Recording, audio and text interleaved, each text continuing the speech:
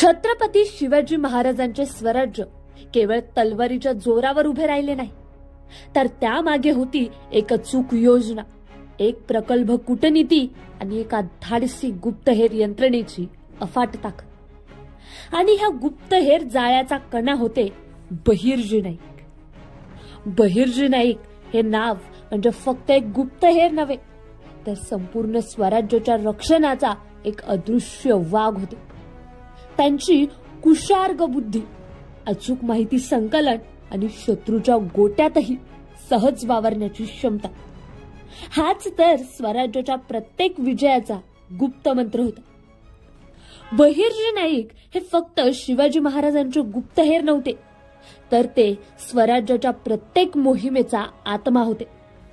त्यांच्या गुप्तहेर खात्याचा प्रभाव इतका होता की विजापूरचा आदिलशहा असो, मुघलांचा औरंगजेब असो, कोणीही त्यांना ओळखू शकत नव्हतं। शिवाजी महाराजांचा प्रत्येक युद्धातील विजय हा बहिर्जी नाईक यांच्या अचूक माहितीवर आधारलेला होता।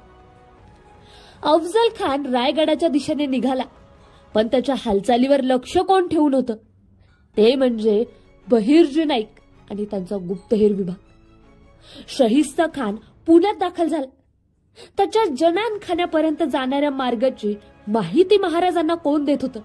तर ते बहिर्जी नाईक होते। आणि जेव्हा औरंगजेबाने आग्र्यात शिवाजी महाराजांना कैद केलं, तेव्हा महाराजांना सुटकेचा मार्ग कोणी दाखवला? होय, पुन्हा बहिर्जी नाईक।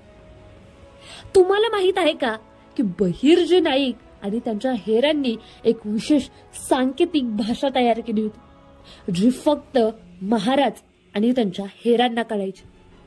या भाषेत शब्द नव्हते, पण पक्ष्यांचे आवाज होते, वाऱ्याचा संचार होता, अगदी गुप्त खुणा होत्या, ज्या मुघलांच्या लक्षातही यायच्या नाही। शिवाजी महाराजांच्या दरबारात त्यांनी शेवटच्या श्वासापर्यंत निष्ठा राखली।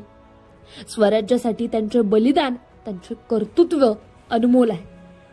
शिवाजी महाराजांच्या यशस्वी राज्यकारभारात आणि स्वराज्याच्या प्रत्येक विजयात बहिर्जी नाईक हे अंधारातील योद्धे होते।